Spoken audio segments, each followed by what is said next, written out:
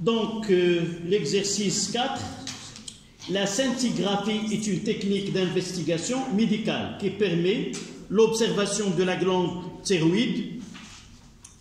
Un patient ingère pour une observation de masse, une masse M est égale à 1,31 nanogramme.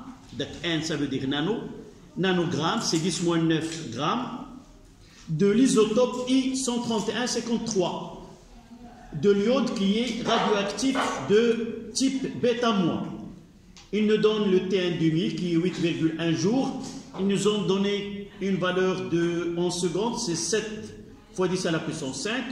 Première question. Écrire la réaction de désintégration en justifiant. Donc, ils nous ont donné que I, c'est la première question. L'iode 131-53 qui a bêta-. Bêta-, ça veut dire E, attention, c'est E moins A, plus X, A, Z. En appliquant les lois de Soddy, 131 est égal à 0 plus A, ça donne A est égal à 131. Et 53 est égal à moins 1 plus Z, ce qui donne Z est égal à 54. Donc ce X qui a 131, 54. C'est quoi monsieur X? C'est quoi? Qui a 54, c'est X. Oui.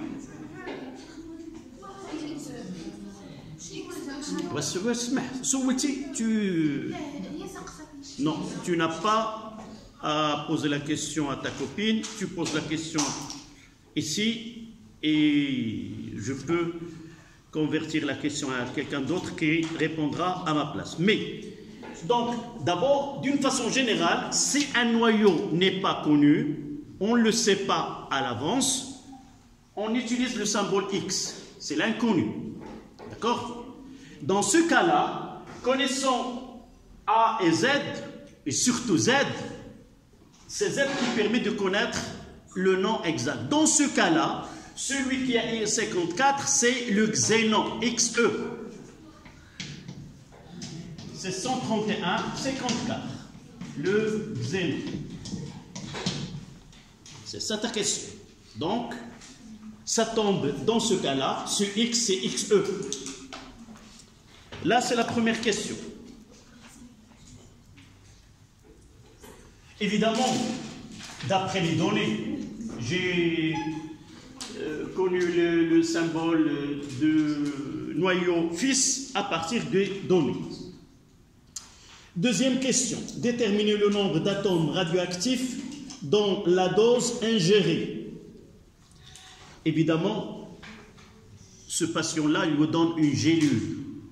شنو هي الجيلول اللي كيعطيوها كتعرف داك الدواء اللي كيكونوا بحال البلاستيكات وهذوك فيهم لداخل هذا لو كونتوني الى انجير عاد من بعد حتى كيمشي في الداس ديالو عاد كيمكن لهم يديروا له ça demande 2 à 3 jours avec des conditions qui doivent satisfaire. Donc on demande, deuxième question, déterminer le nombre d'atomes radioactifs dans la dose ingérée. Qu'est-ce que nous avons ici? D'après les données que nous avons, on a la masse. Donc, deuxième question, le nombre sur le nombre d'Avogadro est égal à la masse sur la masse molaire. D'accord? Évidemment, c'est la quantité de matière. 53. Mais nous n'avons pas besoin de la quantité de matière. Là, c'est une relation que nous avons dans le cours. À partir de là, ce N est égal à NA fois M sur grand M. J'encadre l'expression littéraire et je fais l'application numérique. Application numérique. Donc, ce N est égal à 6,02 10 à la puissance 23 fois la masse. C'est 1,31 nano c'est 10 moins 9 divisé. Là dans l'exercice on vous a donné la masse molaire. Une petite remarque, si on ne vous donne pas la masse molaire de noyau avec lequel on travaille, on va le déterminer à partir des données. Dans ce cas-là, nous travaillons avec la nucléide NI 131. Il n'y a pas un mélange d'isotopes. Si on travaille avec l'isotope 131, alors automatiquement la masse molaire de I 131, ça sera 131 grammes mol moins 1. D'accord? Est-ce que vous avez... Non. Généralement, la masse molaire d'un élément chimique, c'est déterminé à partir de relations mathématiques. Par exemple, si on parle de la masse molaire du chlore, dont les données c'est 35,5 grammes mol moins 1. Mais le chlore, il est formé à partir de généralement deux principaux, c'est 35 et 36. Pour déterminer la masse molaire, on utilise ce qu'on appelle l'abondance. Le chlore 35, c'est 75%, et le chlore 37, c'est 25%. Et pour déterminer la masse molaire, on prendra 37 fois 0,25, plus 0,75 fois 35, et on trouve à la fin 35,5. Mais si l'échantillon est purement d'un seul isotope qui est 131, donc la masse, ça sera 100% fois 131, ça donne 131. D'accord? Mais si on travaille d'un élément, il est formé de plusieurs isotopes, et on ne peut pas connaître la masse molaire à partir de A. D'accord? Si le noyau est formé, si l'échantillon est formé d'un seul isotope, alors la masse molaire c'est A. On ajoutera gramme mol moins 1. Si on parle d'un élément chimique, on doit avoir la masse molaire dans les données et ça peut changer, prendre une valeur autre que K. Autre que A, d'accord? Mais dans cet exercice, on vous a donné la masse, c'est 31, et vous voyez que vraiment c'est, et là, ce A-là. Donc, application numérique divisée par 131. Essayez de faire le calcul, on fera ensemble. 6,002 fois 10 à la puissance de... S'il te plaît, mademoiselle. N est égal 6,02 6,02, 10 à la puissance 12. Un noyau. Oui, ça se voit là, c'est 131, 131, donc ça reste... D'accord.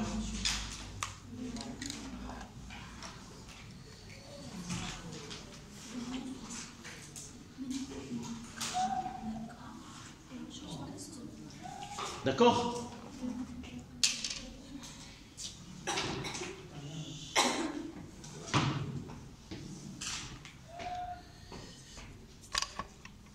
On passe à la question 3. Si quelque chose n'est pas clair ou n'est pas... essayez de poser vos questions, essayez de demander. D'accord? La question 3. On note un 0, le nombre de noyaux radioactifs à la date T est égal à 0. Et on note N, le nombre de noyaux radioactifs à la date T. Établir la relation entre la constante radioactive lambda et le temps de demi-vie, T1 demi, en précisant la signification du temps de demi-vie. Établir la relation. Nous avons déjà parlé de ce type de question. Dans certains cas, on peut vous demander donner et calculer tel, mais là, la question c'était établir. Oui, établir, c'est arriver, aoujid. Donc la question 3, d'où on doit partir? Ils nous ont parlé de n.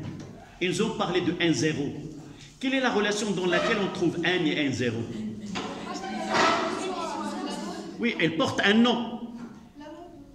La loi de décroissance radioactive. Donc, on mettra 3 d'après la loi de décroissance. D'après la loi de décroissance radioactive, on a N. Donc, N est égal à N0 exponentielle moins lambda T. Il nous parle de T1 demi. Qu'est-ce qu'on va écrire? AN T1 demi qui est égal à quoi? N0 sur 2. Lorsque, à la date T1 demi, le nombre de noyaux, c'est la moitié. Donc, on remplace N0 sur 2 c'est égal à N0 exponentielle moins lambda T. Mettez ici 1 demi.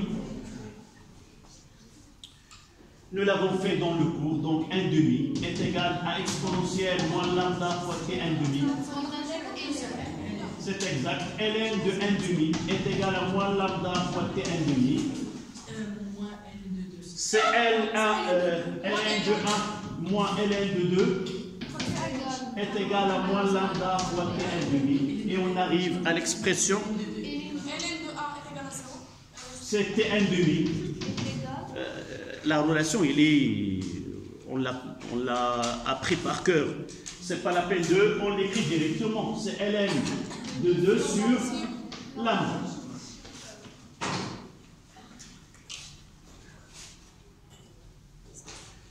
La question c'était qui n'a pas de vous avez une شكون ما عندوش هاي يلا مع بعضياتكم ما عرفتش شكون اللي من.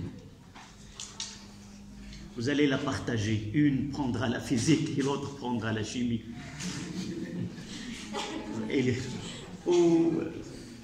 D'accord. La suite de la question, c'était quelle est la signification? En précisant la signification de la demi-vie. Temps de demi-vie, c'est quoi? En quelque sorte, il vous demande de définir le temps de demi-vie, tout simplement. Oui, ce que nous avons dans le cours. Non. Si tu lis la question, déterminer la relation entre T1 demi et lambda, et la suite de la question, c'était préciser la signification de T1 demi.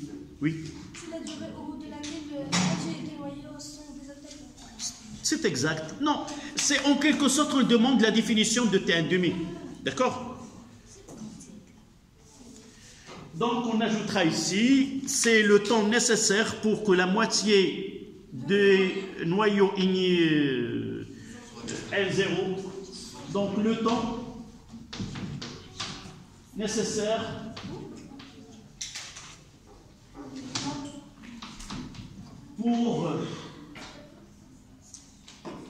pour que la moitié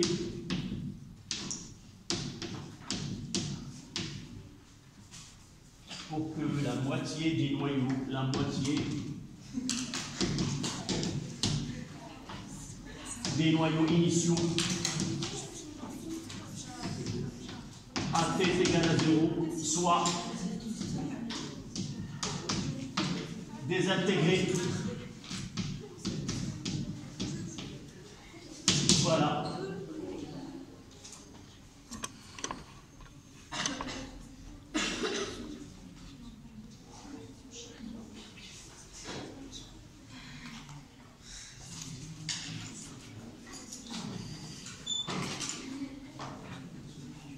D'accord? On passe à la question 4.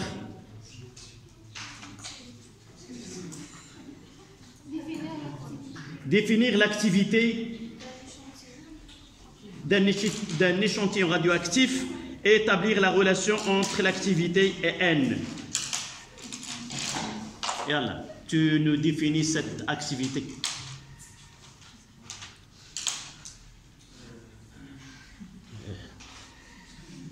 عرفتي مصدعنا الورقه ومشي ندير فوتوكوبي ومشي كذا وعطيناك الورقه وما خديتش حتى الوقت باش تقراها وتشارك معنا. يلا اتينا يلا اتينا يلا ويلا قرانا لا كيسيون.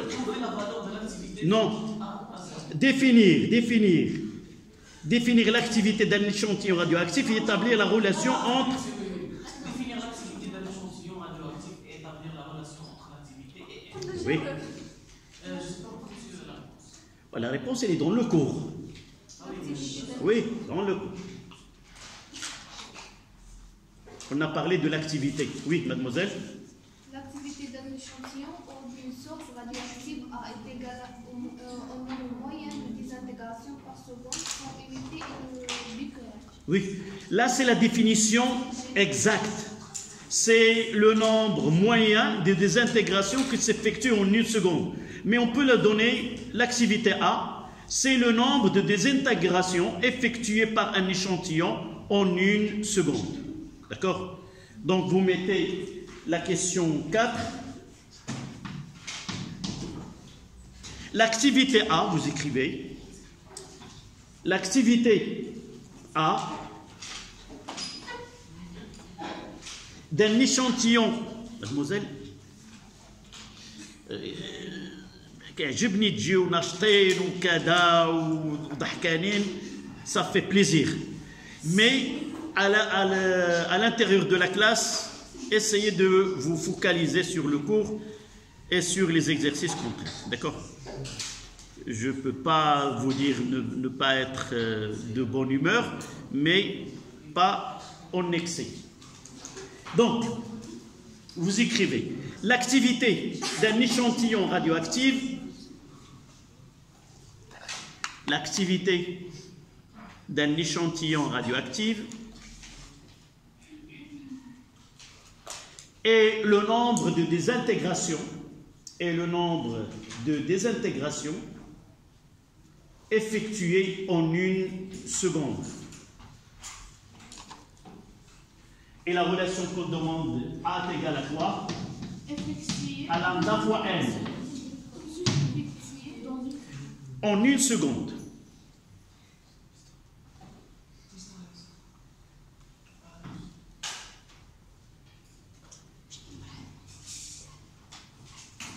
Et pour vous rappeler de cette formule-là, d'accord, uniquement pour mémoriser cette relation. Là, c'est une activité. Et vous voyez ici un nombre. Et quelle est l'unité de lambda dans le système international? Seconde moins 1. C'est comme 1 sur 1 seconde. Donc, c'est le nombre des intégrations par seconde. Pour vous rappeler, A, c'est lambda fois n, parce que l'unité de lambda, c'est la seconde moins 1. C'était la 4e question. La 5e, calculer l'activité initiale de la dose ingérée.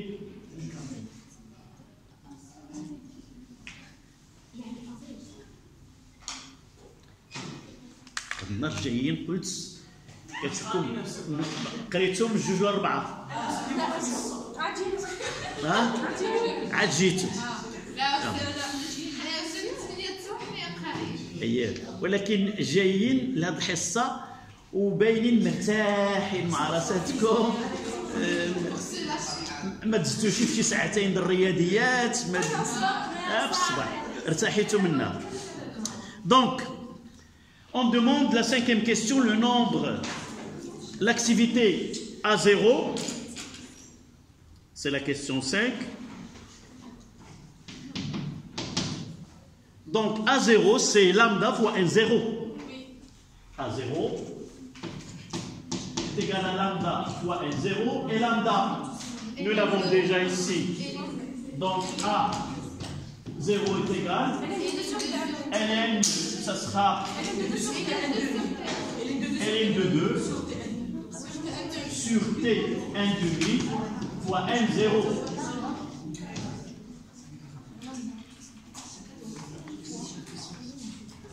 N0, nous l'avons déjà calculé, il est là.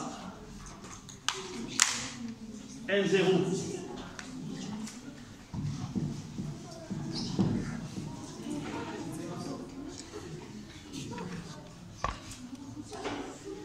tu vas sortir. Donc, N0 est égal à 6,02, 10 à la puissance 12. ln de 2 est égal à 0,69. Tn demi, d'après les données, c'est 7 fois 10 à la puissance 5.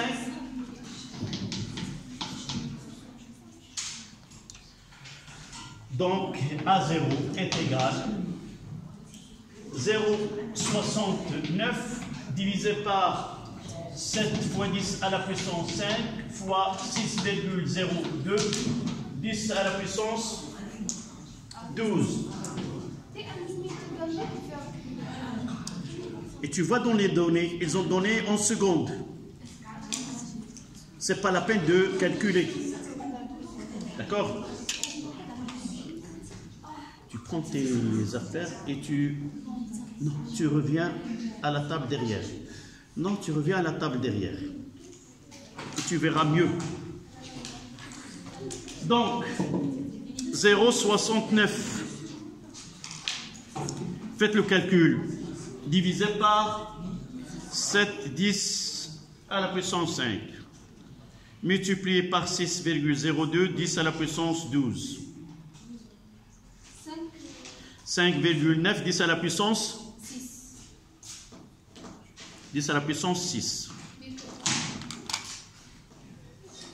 A0 est égal, c'est 5,9, 3, 10 à la puissance 6 becquerel. Oui. C'est quoi la question? Parce que question. C'est une question. Si tu reviens au cours, tu trouveras, oui, un becquerel. Nous avons écrit un becquerel. C'est une désintégration en une seconde. Un becquerel. Non, tu reviens là. D'accord? Tu reviens à la définition de A. Une désintégration. Qu'est-ce que tu viens de... On vient de définir A. C'est quoi? C'est toi qui tu l'as donné. C'est le nombre moyen de désintégration en une seconde. Donc, un becquerel, ça veut dire une désintégration en une seconde. Dans ce cas-là, il y a 9,93, 10 à la puissance 6, désintégration en une seconde. D'accord?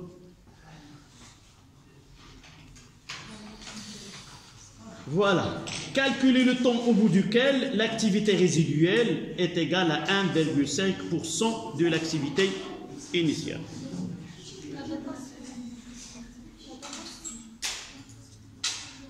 Calculez celui-là.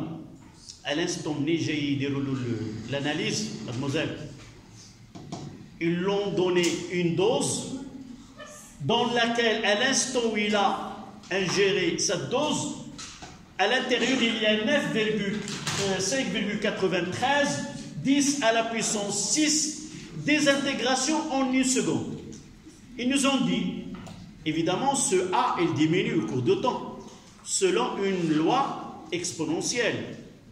Ils nous ont dit, quand est-ce à quel instant, il ne reste que 1,5%.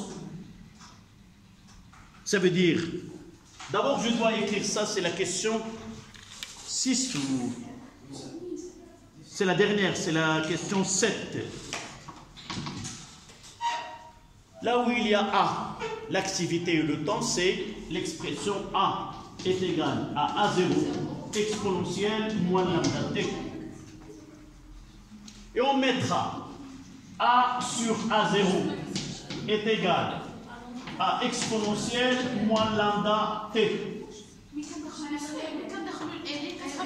Wow. C'est un rapport. Avant l'élène, 1,5 de l'activité initiale, c'est-à-dire le nombre, le pourcentage du noyau restant, 1,5%. celui-là, c'est R est égal à A sur A0. Dans ce cas-là, est égal à 1,5%.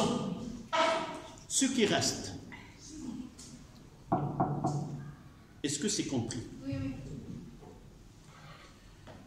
À l'instant t est égal à 0, on a 100%. Ce nombre-là, le nombre des intégrations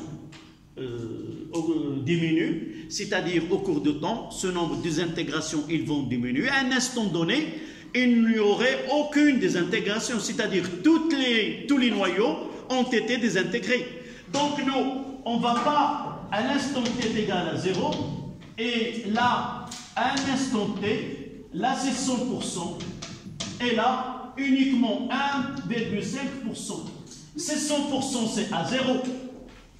On est à 0, on est toujours à 0. Là, on aura un A. Et ce temps-là, le pourcentage, ça sera 1,5. Ça veut dire que A sur A0,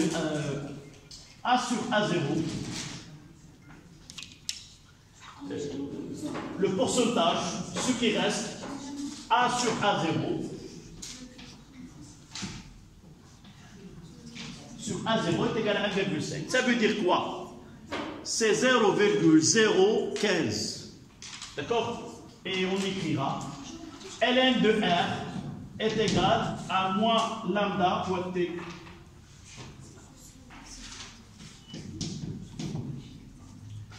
Et on tire de là cette expression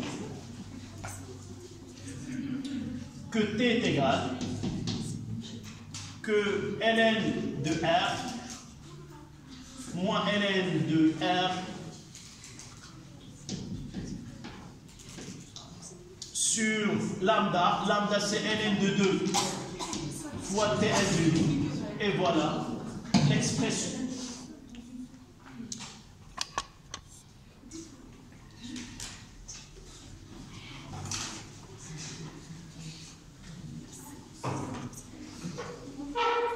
Est-ce que c'est clair?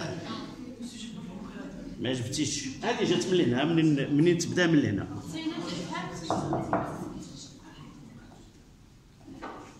T est égal à 0. G à 0. À 0, j'ai 100%. À l'instant T, j'ai A. Et j'ai 1,5%.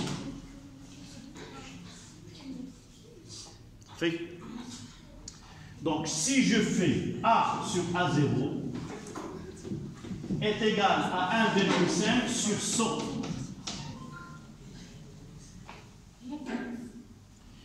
Et il y a 1,5 fois 10 moins 2. D'accord? C'est exponentiel moins lambda. J'ai posé un rapport. باش ما غادي نخدمش خصنا نعطي une expression littéraire عاد نكتب من بعد ندير l'application numérique. D'accord? Donc de là, si j'écris que R est égal à exponentielle moins lambda T, je veux arriver à T. Donc ln de R est égal à moins lambda fois T. Ça veut dire que T est égal à ln de R sur lambda. Et lambda c'est quoi? C'est ln de 2 sur, je vais l'écrire en ralenti, ln de R sur ln de 2 sur 1 sur 2.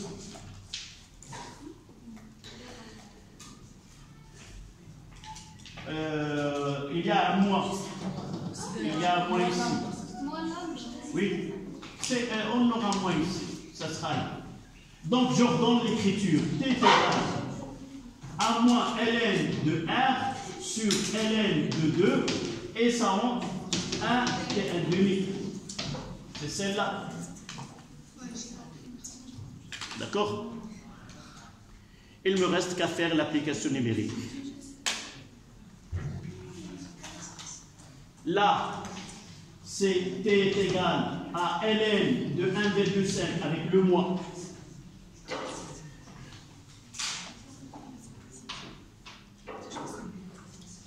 Donc T est égal à moins ln de 1,5 fois 10 moins 2 sur 0,69 fois T, elle a été donnée en jours, combien? 8,1 jours. Et calculatrice, combien? Non, si j'utilise, écoute, il vaut mieux si on demande dans la datation, il vaut mieux de donner aux des unités usuelles. Tu le donnes 2 jours, dans 1 jour et demi. Mais tu lui donnes 10 à la puissance 5 secondes, ça ne se lit pas comme ça, d'accord? Il vaut mieux de l'exprimer parce que nous avons donné le jour et la seconde. Même si tu utilises la seconde, tu dois la convertir en jour, en minutes, en heures, d'accord? Pour que celui qui lit comprend, d'accord? 4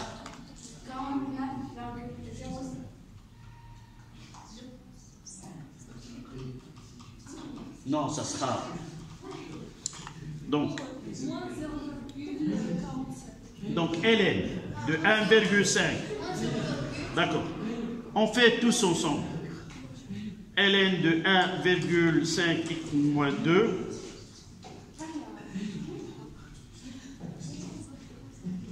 ln de 0,015. Voilà. Avec le moins qui est touché, divisé par 0,69 égale multiplié 8,1. Mais déjà, vous avez déjà moins ici.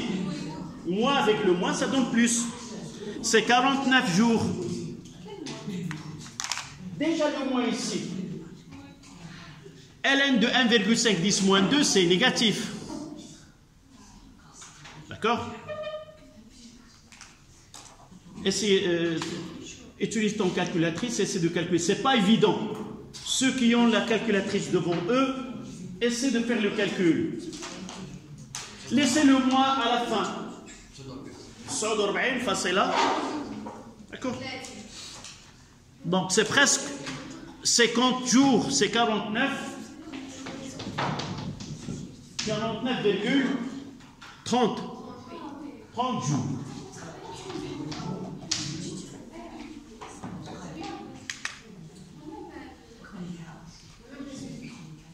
Est-ce que tu as utilisé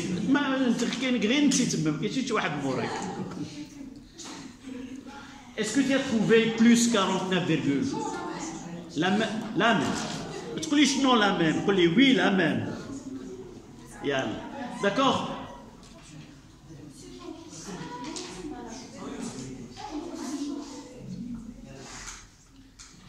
Voilà.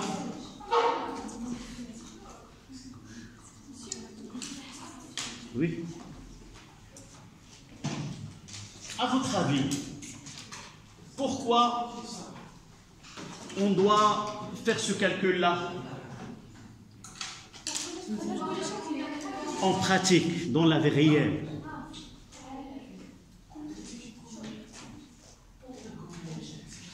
Alhamdulillah, ربما حتى شي واحد من باش واحد يجاوب على هادو كيخصو يكون اما قارئ على هاد التقنيه هادي او كيكون عنده لا قدر الله واحد من العائله كيتعالج.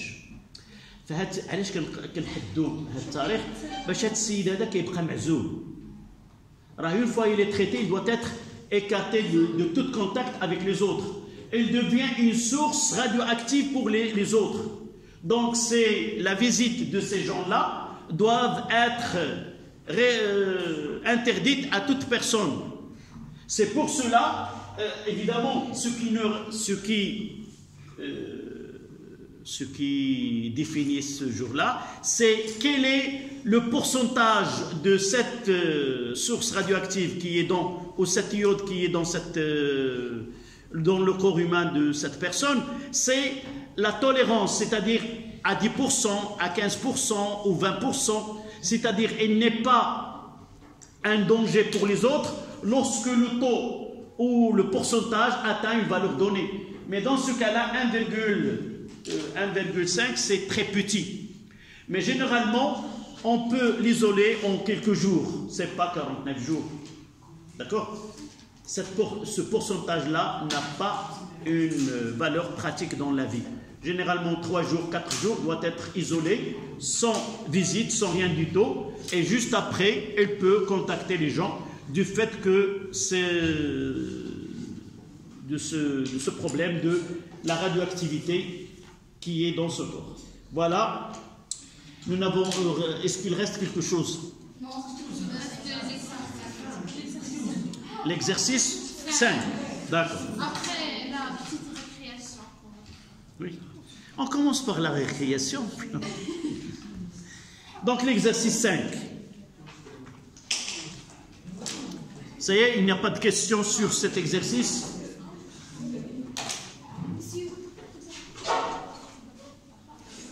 Oui. Tu prends une photo. Voilà, prends-la. Et comment tu fais? C'est déchargé.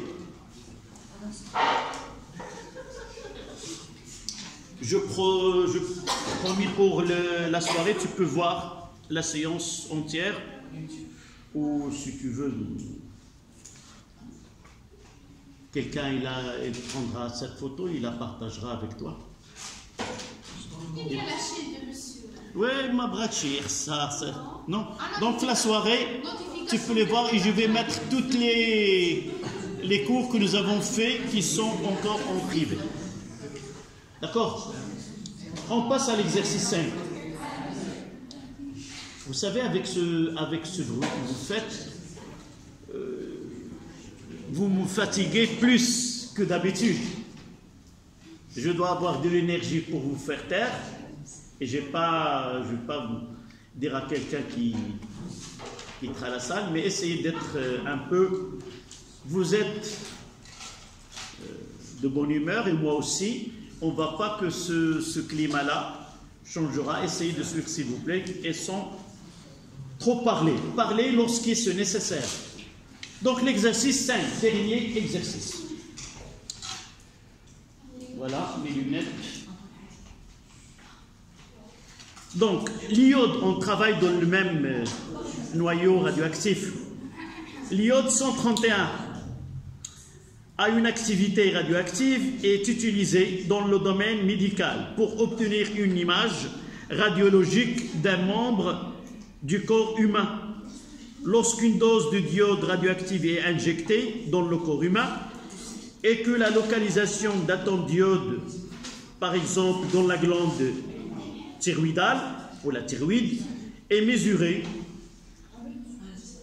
en mesurant le flux de rayonnement émis, le diagramme donne le changement de côté en termes de temps, c'est-à-dire là, vous avez un diagramme qui donne le ln de A en fonction de T.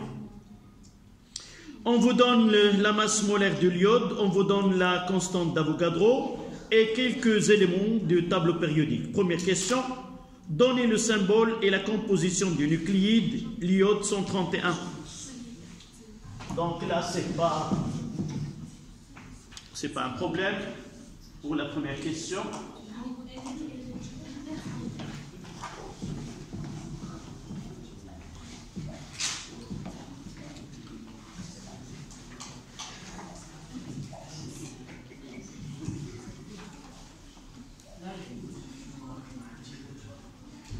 Donc ça, c'est l'exercice 5.